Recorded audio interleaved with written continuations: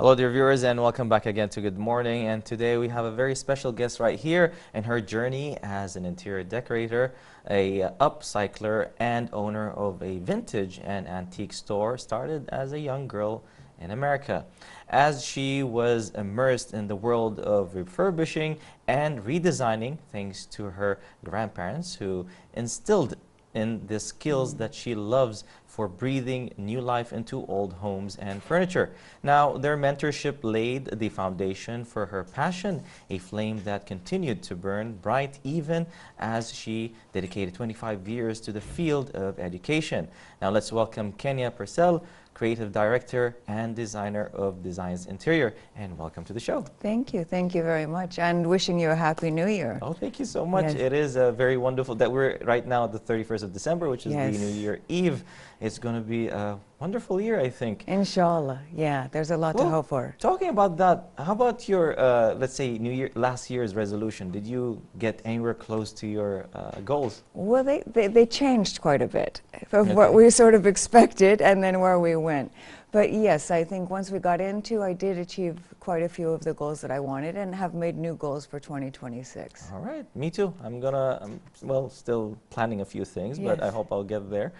So let's go to the topic. So now, in the world of recycle, can the material be recycled multiple times without significant loss of performance? This really depends on what the material is. Okay. So like if we're talking about wood materials, so if you look at a vintage piece, they're very well made of quality solid wood pieces. They can be recycled, upcycled, hacked, as they so call it now, into many things, and they can last for generations. The other material that like we're talking about that comes from flat pack, I won't say names, but stores that sell in flat pack, or materials or closets that are made like from MDF, fiberboard, not so much. They sort of have like a 1 to 2 life period, you know, because once you, like let's say to put a closet together and take it apart and you put it back together again, that's probably going to be the last time. The last time you would that you could get it together again, because you know water gets in, it absorbs, it doesn't hold up, it's not that solid wood. But they can be upcycled and they can be hacked into different things, so there's still a use for them. As you said, like once humidity and water hits it, it starts to get bigger and puffed up, and then there's no way of fixing it. Exactly. It has to be replaced. Yeah, and also because there's a lot of laminate, which is very difficult to repaint. You have to usually sand it down, prime it, then paint it, and it's not going to last as long as if you've had a solid piece of wood. So that's the wonderful thing about vintage and antique furniture and decor, is that it's solid, it's sturdy, it's there, and they're pieces really to invest in. Very true. So what are the specific technical properties or opportunities and constraints of a recycled material, like strength, durability, color, behavior, and the under-processing? With color, you know, it's very interesting because a lot of people like vintage and they want it to look vintage. They want to see the scratches and the marks and what sort of shows its life that it's had. Some people want vintage, but they want it upcycled. They like a lot of the bright colors now, you know, doing a little style change with it, which is really fun. I like to play with furniture and bring in new colors. Turquoise has really hit the market now too, so you can do that. But sort of going back to like what I said, if you're dealing with laminate furniture, it's hard to repaint it. It's hard to sort of keep it, you know, as a quality part, because it can scratch much easier than if it's a solid wood or a solid material like metal. Now, the thing is, like, this generation has a hard time understanding the difference between like real wood, real leather, real material that, like in my time, like I've seen and I've touched and I've smelled, and I've seen its durability till this day. Like I have some pieces that still live since the 90s or even 80s till this day. Right. And is there kind of an awareness that you can put ahead for, I mean, in your profession and like in what you do? Do you give awareness to people that are first time kind of getting to know these kind of materials? So a lot of times when people come into the shop, they'll ask what the difference is between vintage or antique, or, you know, just something that's older. What's the difference between them? You know, how do we know if something is vintage or antique? And it's also becoming aware. Like, I'm really proud of Kuwait now. I've seen over the last sort of 5 years that people are becoming more invested in upcycling, recycling, sustainability. They're becoming more aware, and they want to participate. They're looking at vintage. They're looking at how to be sustainable. And thrifting is one of the best ways to be sustainable, whether it's for clothing or furniture or decor. And it's those pieces that bring life into your room and your space. Very true. Now, what inspires you to your unique design and aesthetic when curating spaces with the pre-loved items? So first of all, when I go in to design a room with a person or with a family, my first thought and my first statement always to them is, when you walk into this space, it should reflect you. True. You know, I should go into a room and go, you know, wow, this is Fatima's home. You know, it just is so Fatima. Because some people think we want to decorate that other people like it. They're not the ones that are living in your home. You are. And I always want to use pieces in the room that are meaningful to them. Because lots of times people have, you know, beautiful dishes and maybe it's been passed down from the generations. You know, sometimes you think they're silly little things of memories from your travels and they sort of hide them, but they have meaning to you. So to try to incorporate those pieces that you have into the space that you're decorating. So, and functionality, of course, is key as well. You know, the room has to function for you. So there's always guides to interior decorating, and there's rules, but rules are also meant to be broken. At the end of the day, you have to do what works best for you. But the room shouldn't feel like how I want it. It should feel like how, you know, the client wants it to be. All right. And give them that warmth as well. All right. So what do you recommend every home to do? Like if it's like doing something from the beginning, if someone wants to actually uplift their room and start, you know, making it look beautiful. Think about the things that are important and meaningful to you.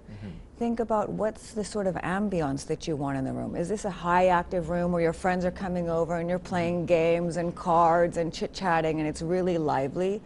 Or is it a more sort of comfortable room where you sort of want to relax in?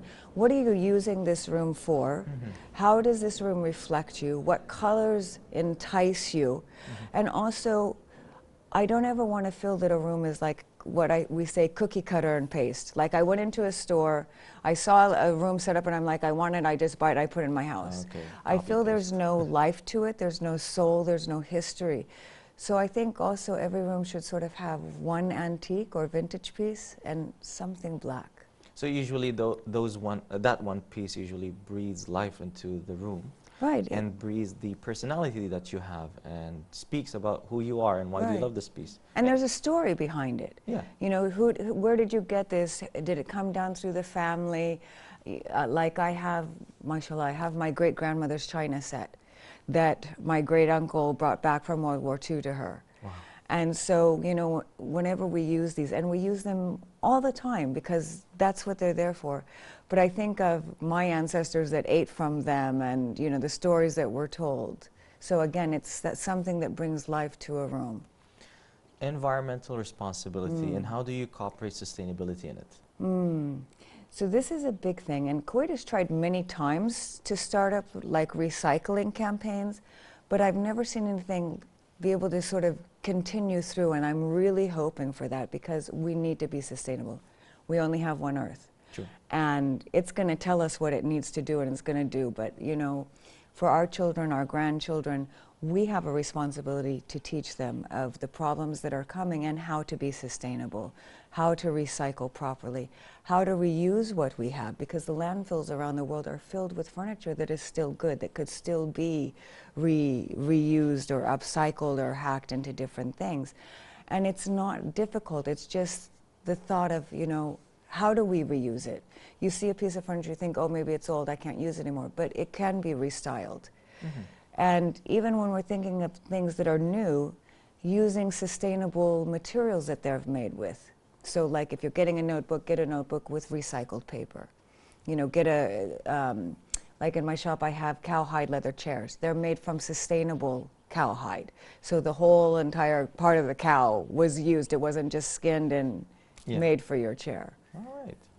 What advice would you actually give our dear viewers to set up or put an antique in their home, and how to put it and how to present it in a nice way to the home? You know, it depends on the piece. Sometimes it can be a centerpiece for a table. Maybe it is at the table itself. Sometimes it's some books. I have a client right now who has a beautiful bookcase that her father was from Italy that she brought over to Kuwait. And she has all of like her family history books inside of it. But we've made it into like the key concept of the room. So everything sort of focuses around that. So it really depends on the piece. You know, is it a piece of decor? But you want to display it in an area that it shows that this is a certain piece. Maybe you've got a beautiful little buffet, and instead of filling it with a lot of decor, maybe you just have it as that one central piece that's there. You said something very, very eye-opening, that some people actually go to some places and they just want to copy-paste the whole room and just take this, move it to my house. Some people actually don't understand that when you decorate a house, you have to take your time, and it doesn't matter if it takes a day to a year, but if you do it one by one, piece by piece, absolutely, then it gets to a full circle. It's a journey that you have to take. Absolutely. And it's cultivated. You know, you don't just feel, there's nothing wrong with going in and buying just a whole set, but it's not been cultivated. It doesn't show your life's journey, doesn't show your experiences, it doesn't show your story. You don't feel that you have pieces that are curated. Sure.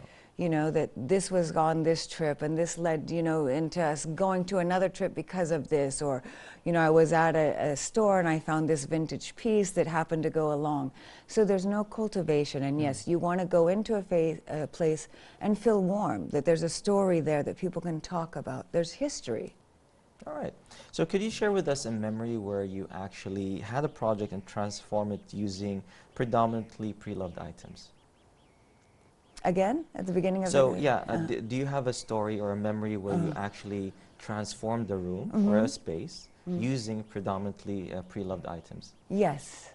So I had a wonderful client here in Kuwait, and he has a whole floor of the family's house.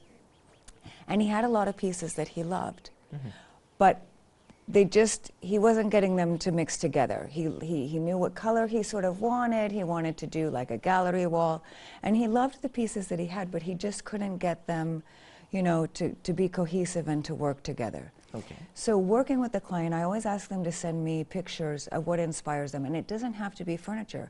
Maybe it's a picture of an ocean or a cave, or it's just something that attracts them. And through those pictures, I started noticing that he liked darker colors, that I was seeing lots of pictures with very high bookshelves. Okay. So with that, we sort of went into a darker mode and what we call dark academia. And I asked him to pull out a lot of things from his childhood. Like he said, when he was in elementary school, he used to like to draft and just do drawings. Then he sort of got into photography, and there were a lot of pictures like from his childhood, from his studies when he was in the States and in Canada, and he had little bits and pieces. So we ended up building this beautiful custom built-in bookshelf, and I used all of his items in there. Plus on the gallery wall, all of like the paintings from when he was young, the photographs when he was young, and we kept every single piece of furniture that he had, and it all came together. And he was very, very happy because he loved them, but he just wasn't able, you know, to get them to fit in together. And I was really happy that we could get them, you know, in. And he says now, you know, he can't wait to get home, which for me, that's the biggest, you know, compliment, that he wants to get home and get into his space. Of course. I mean, doing a project that big and actually capturing the essence of what he is, whether the inner child of him plus him as a grown-up and the journey that he went through. Right. The room speaks about him in general. And and this is what you're talking about since the beginning of our question and talking about today's program. Right. So does the design avoid features that might prevent recycling, such as certain membrane structure, padding, or permanent lamination? It can, yes, because there are a lot of materials that are not recyclable, you know, that go into the landfill that we can't reuse again. Like, so let's say broken tiles, right? You know, they get broken up and they go into the landfill, you can't really reuse them again. Or if you're using, you know, a concrete that's made with special materials, that it could be recycled into some essence or another. So, you know, you think about like the flooring that you're using. Is it a laminate flooring? Is it a hardwood flooring? If it's a hardwood flooring, you know, if you want to change it, you can rip it up and reuse it for many other things. Sure. So you can always think about the materials that you're using, how they would end up being recycled. Like, for instance, my kitchen at home. The tile was there when we got the house. We didn't have the money to change it all out. And we thought, okay, I don't want to break it all out because I know it's going to go in a landfill. So we were really lucky, and we just did a mesh with a micro cement right over the tile, which also helps to insulate the house as well. Yeah. And, you know, we Double say insulation, as they say. double insulation, it's easy to clean. We didn't put anything into the landfill. So, and it's sort of like a neutral that you can incorporate with any kind of design. Very true.